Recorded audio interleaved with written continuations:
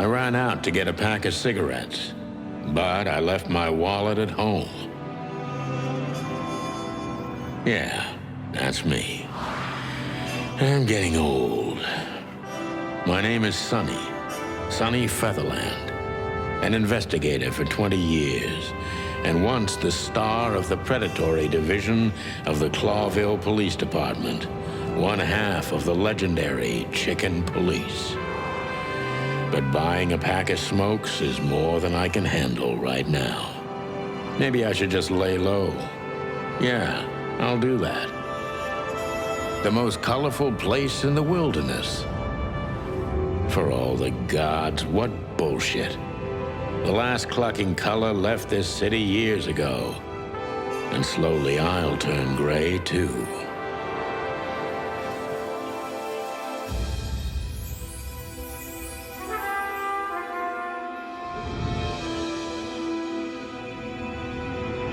Still, what do I expect?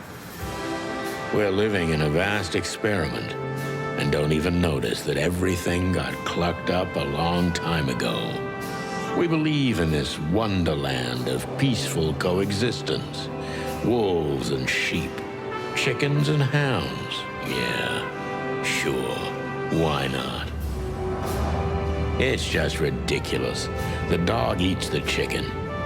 It's in our nature. I'm not propping up the illusion anymore. 121 days, and it's over. Retirement.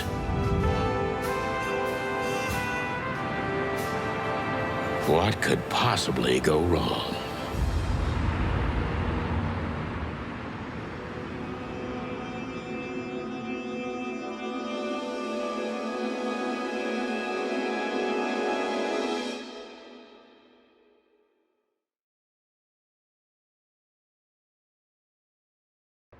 Ah, crap. My office lock is a piece of shit if a dame can pick it. She stood in the darkness. The light painted stripes on her body. It whispered secret little things that were never there in the first place. But she was no zebra. Reality was just a light switch away. Elizabeth or Charlotte? I was sure she'd have a sophisticated-sounding name. She had a bygone look in her eyes, older than this ancient building, and perhaps the whole city itself. Or maybe I'm just drunk. But she was the first womanly thing in my place for a long time, so I had to give her a chance.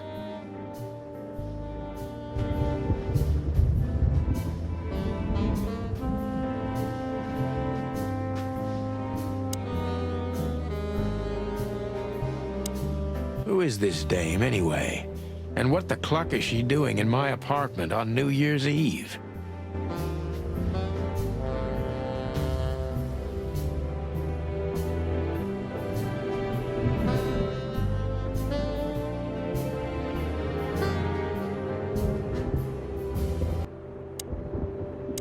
Let me introduce myself. My name is Deborah, Miss Deborah Ibanez. You're mistaken, ma'am. Oh, really? Please enlighten me, Mr. Featherland. I'm not a private eye. I'd recommend Mr. Philmar Lowe instead of me. He's a nice guy. Believe me, Mr. Featherland, it's not an accident I came to you. Look, miss, I work for the police, and I'm currently on leave. I couldn't accept private commissions even if I wanted to. Not even from a classy dame like you. Am I that easy to read? That's my job. But tell me, since you've invited yourself in, would you like a drink? I don't usually drink. Well, I've got to have one, and it'd be rude of me to drink alone. So, maybe some sherry? If you insist. But bourbon, please. Huh. Thank the wild ones. That's all I have. What a coincidence. So come on, spill it. from the beginning.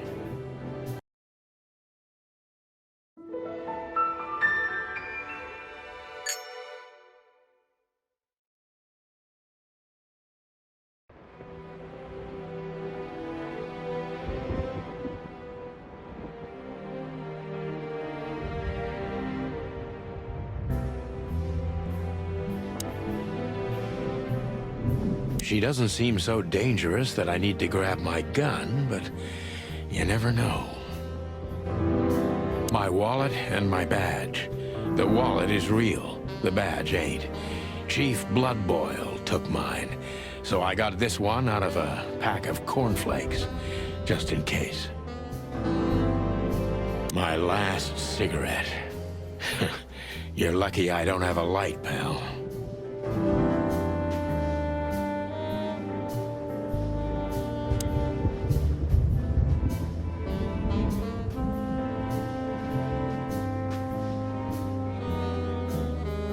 I don't even know what these papers are.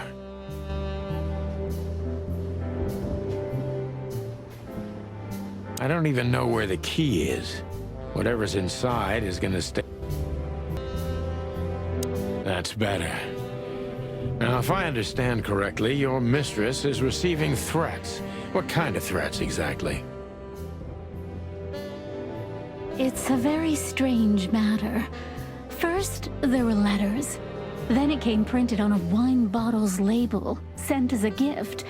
Then carved into a brick, thrown through the window. And finally, they painted it on the wall of the house in giant red letters. I think it's time to dig a little deeper. If you don't mind, I'd like to ask you some routine questions. Please, that's why I'm here.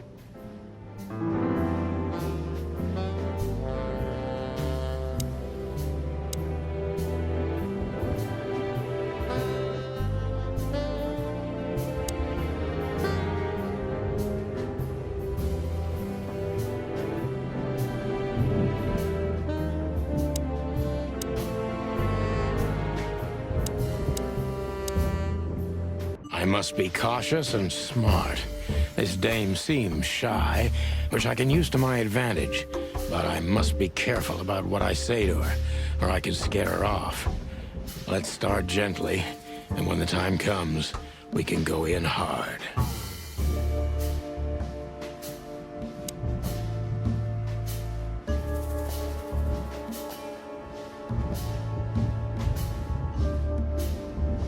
Who exactly are you, ma'am? I'm not somebody important, Mr. Featherland. You're important enough to deal with such a delicate matter, right? I carry out the wishes of my employer, nothing more. This means simple paperwork, most of the time. You've been thrown into deep water, sweetheart. Tell me, can you even swim? Believe me, this is just as unpleasant for me as it is for you, if not even more.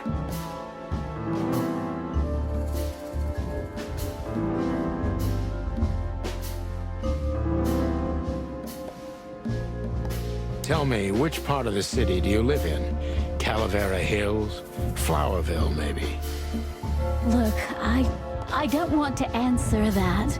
I'm here on behalf of my employer, and not on personal business. Fair point, Deborah. Let's try a different approach.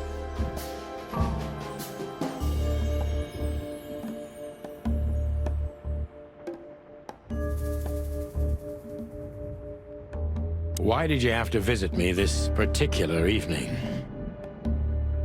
I have my reasons.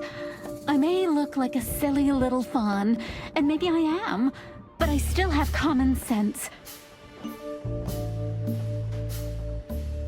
I don't doubt that for a second, Miss Ibanez. This day is essential to my mistress, and she thought it's also important to you.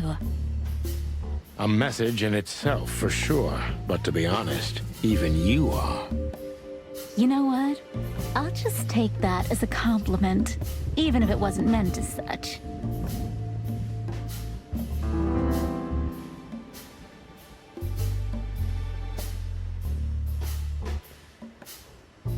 you born and raised in Clawville?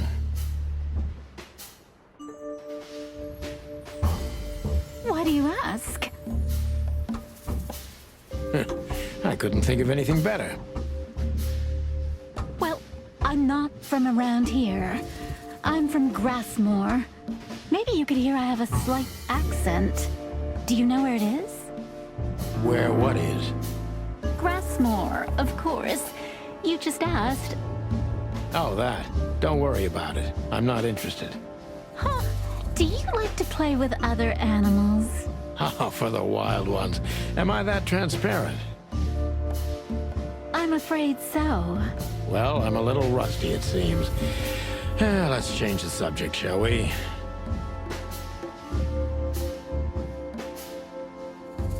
Do you even know what you want? I'm very sorry, Mr. Featherland. I thought... What? You come in here, swaying your lovely hips like some kind of femme fatale, make me have a drink with you, and expect me to believe everything you say? I'm making you drink? Well, okay, sweetheart, you had no hand in that. I'm sorry I wasted your time, Mr. Featherland.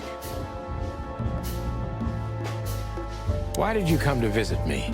Why not your employer herself? My employer is Miss Natasha Katsenko. She hasn't been leaving her home lately, only if she really has to. How so? Miss Natasha is afraid.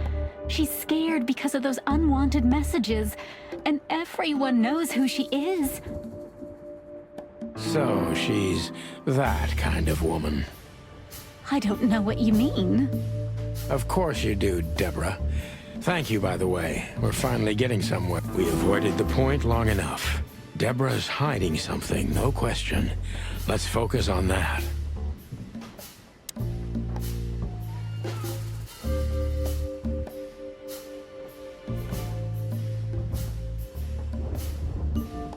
How did you get this address? You know, my mistress has exceptional connections.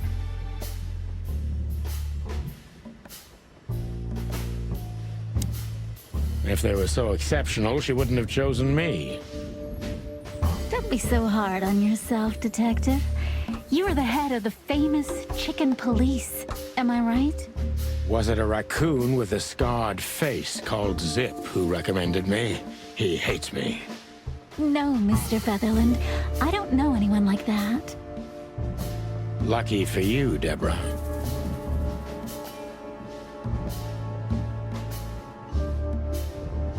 I'm sure it's not intentional, but, are you toying with me? I'm not sure I understand you, Mr. Featherland. Cut the crap, Deborah. You're a pretty smart girl, and you can't hide that no matter how hard you try. But ever since we've been talking, I couldn't force one single straight answer out of you. I'm starting to think I'm terrible at what I do. I'm sorry, Mr. Featherland, you're right. I'll try to be more straightforward next time.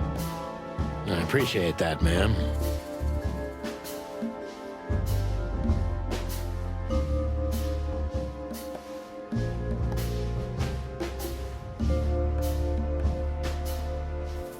Are you in some sort of jam? Nothing of the sort. There are simply things better left unsaid. Then you're wasting my time. I trust your instincts. You'll manage it. Yeah, and I have no other choice, right? To be honest, no, Mr. Featherland. Not really.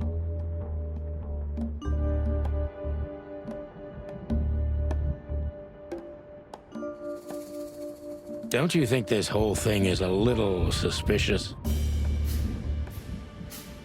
Look, Santino, I'll explain everything. I have no doubt about that. You look just the type, sweetheart. No offense. I'll take that as a compliment. Or maybe I'll act like I haven't heard it. You see, we're starting to understand each other.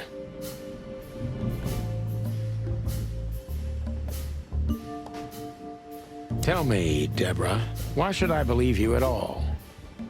Because my mistress trusts you. Should that be enough? If you really like what she thinks you are, then yes. Damn, what can I say to that? Look, I didn't mean to back you up against the wall. You have a way with words, sweetheart. Did you ever want to be a cop? No, not for the world. Heh, smart answer. Be honest and tell me what you're so afraid of. You know, Mr. Featherland, my mistress's partner is Hobart Wessler. Or as most people know him, Ibn Wessler, the Kingpin. exactly. Feathery gods, help me. So you get it now. The secrecy. To put it mildly, I think I understand it all. Wessler. This little piece of the puzzle changes everything.